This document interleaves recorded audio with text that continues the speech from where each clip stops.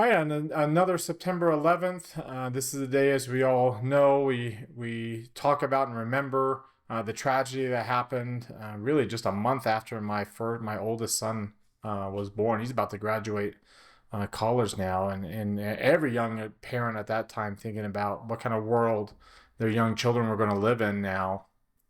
Um, Almost 25 years later, and he's graduating college here in a year, and spent a couple of years in Nebraska after high school on a mission, and he's got his career he's looking forward to after graduation and life after graduation, and things are looking on the upswing for him. And then, of course, we see what happened yesterday here in Utah, of all places, in Orem, Utah, with the assassination of Charlie Kirk. And then again, another one of those times, it's like, what kind of world are we bringing our children into? And there's a lot of negative in the world. And one of the things that I think we've learned from all of it is to, stay positive and to, keep moving forward and to keep living your life and doing what you know to be right, and helping others along the way. And it's probably what we learned the most from 9/11 is the strength and power of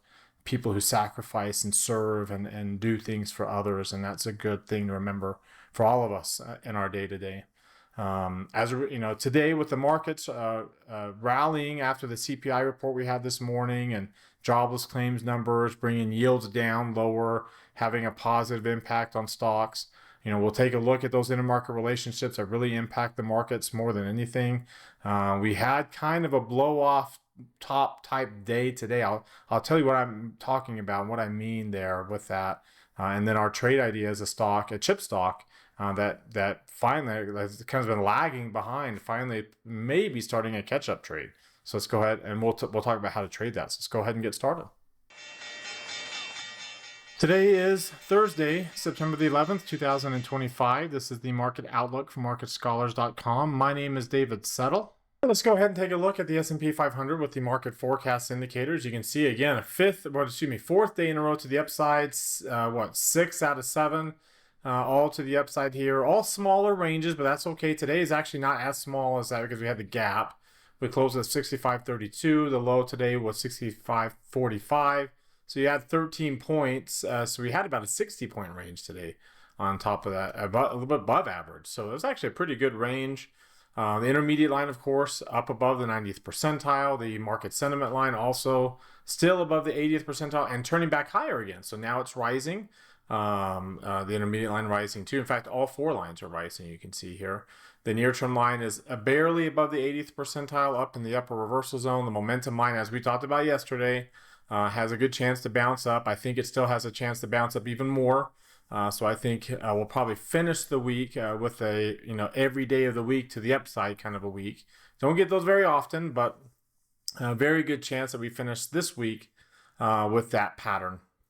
You can see we're back to the 2.5% mark. We talked about it's not good to not be there, right? That typically precedes weakness, and it looks like instead of turning south like this one did here, we now have turned back up, and we're getting back to that 2.5%. That's a good place to be. You can see it's not too far above the moving average, but it gets to moving average, which is already going higher anyway. That's why it's green, but it gets it turning higher at a faster rate, right? There's more momentum to the upside. So very good move from that perspective. Of course, the NASDAQ 100, not up as much as the S&P, but still pretty good return.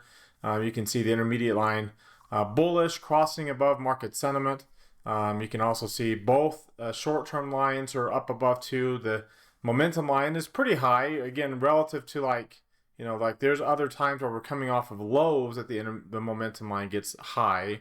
But in this case, we're not coming off of lows. So when you count all those out, it's relatively high here. But still, I would say, again, there's a good chance that we can, the NASDAQ does not have that decline in there. So this has been 6 days in a row to the upside for the NASDAQ 100, even if there's some filled in candles there, and that's okay. We've had some filled in candles before that actually typically leads to weakness, but we're okay, I think.